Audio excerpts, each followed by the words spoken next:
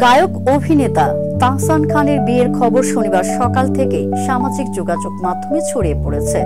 জনপ্রিয় makeover artist রোজা আহমেদের সঙ্গে বিয়ের পিঁড়িতে বসতে চলেছেন তিনি। ইতিমধ্যেই তাদের পারিবারিক আয়োজনে বেশ কিছু ছবি ছড়িয়ে পড়েছে সোশ্যাল মিডিয়ায়, যেখানে হলুদ শাড়িতে রোজার সঙ্গে সোনালী পাঞ্জাবিতে দেখা মিলেছে তাহসানের। বিয়ে নিয়ে এখনো কোনো আনুষ্ঠানিক ঘোষণা না দিলেও অভিনেতা জানিয়েছেন ছবিগুলো পারিবারিক আয়োজনে তোলা হয়েছে। বিয়ে নিয়ে বিস্তারিত তথ্য সঠিক সময়েই জানাবেন।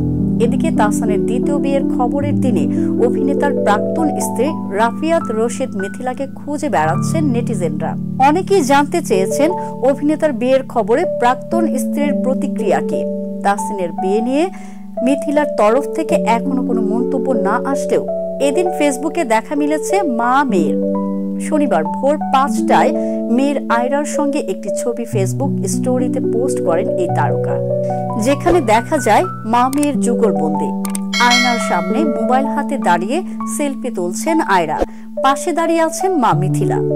সেই ছবিও ইন্টারনেট দুনিয়ায় ছড়িয়ে পড়েছে ঝড়ের গতিতে।